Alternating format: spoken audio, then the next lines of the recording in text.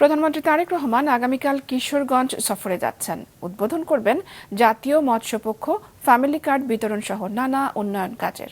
এই উপলক্ষে কিশোরগঞ্জ সদর, কটিয়াদী ও পাকুন্দিয়ায় চলছে ব্যাপক প্রস্তুতি। জেলা রিপোর্টার বিজয় রায় খোকার রিপোর্ট। নির্বাচনের পর প্রথমবারের মতো কিশোরগঞ্জ যাচ্ছেন প্রধানমন্ত্রী তারেক রহমান। তাকে স্বাগত জানাতে চলছে ব্যাপক প্রস্তুতি। চারিদিকে সাজ সাজ রব, পরিষ্কার পরিচ্ছন্ন করা হয়েছে সড়ক থেকে শুরু করে বিভিন্ন স্থাপনা।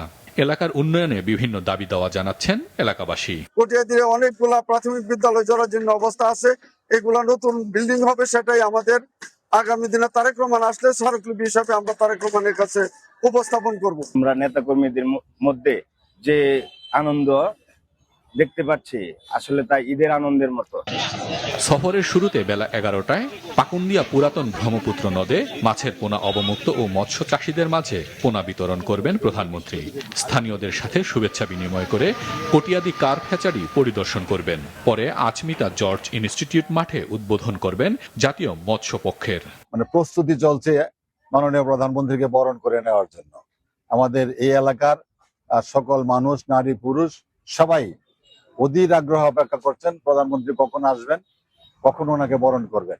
মাননীয় প্রধানমন্ত্রী কোনো জেলায় যাওয়া মানে কিছু না কিছু পাওয়া।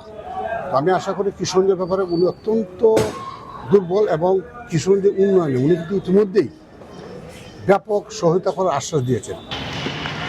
জেলা শহরের পুরাতন স্টেডিয়ামে মঞ্চ নির্মাণ এবং ঐতিহাসিক শোলাকিয়া ঈদগাহ ময়দান সাজানো হচ্ছে নতুন রূপে।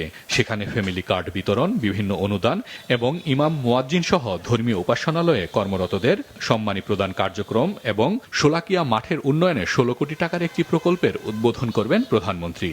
আমাদের এই শহরের বিভিন্ন সমস্যা আছে, রাস্তাঘাট, ব্রিজ কালভার্ট, এগুলো তো আছেই।